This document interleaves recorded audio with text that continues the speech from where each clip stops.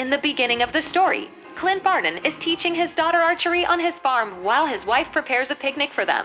Suddenly, Clint's daughter disappears, and the rest of his family, along with half of the universe, are destroyed by Thanos when he snaps his fingers after obtaining all 6 Infinity Stones.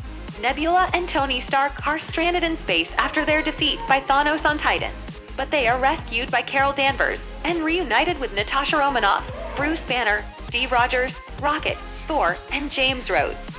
The group develops a plan to retrieve the Infinity Stones from Thanos and use them to reverse his actions, but they learn upon finding him that he has used the stones a second time to destroy them, preventing any further use. Thanos explains that he did this to prevent anyone from using the stones for evil purposes.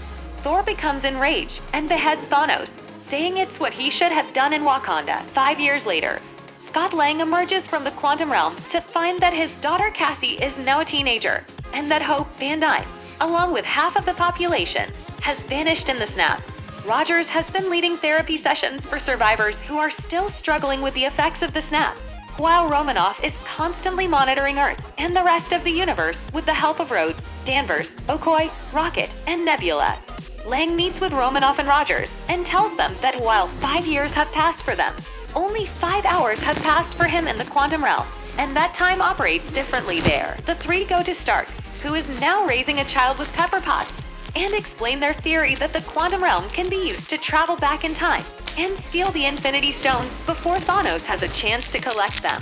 Stark initially resists the idea due to his concern for his family and the peace he has found, but after reflecting on the loss of Peter Parker, he decides to test theoretical models that would work with Lang's quantum tunnel and eventually finds one that works. With Stark on board, the remaining Avengers set out to reunite their team. Bruce Banner has now accepted the Hulk as a part of him and has merged his own consciousness with the Hulk's into one. Romanoff, after hearing reports from Rhodes about an assassin who operates in a similar manner to Barton, leaves to find him. Barton, consumed by grief after the loss of his family, has been operating under the name Ronin while brutally killing criminal cartels and gangs around the world in an attempt to improve the world that still exists. Natasha finds him in Japan, and after some convincing, he agrees to rejoin the team in an effort to bring his family back. Banner and Rocket go to the town of New Asgard, where Valkyrie and the last survivors of Asgard have settled. They find Thor there, who is overwhelmed by guilt over his failure to kill Thanos in Wakanda.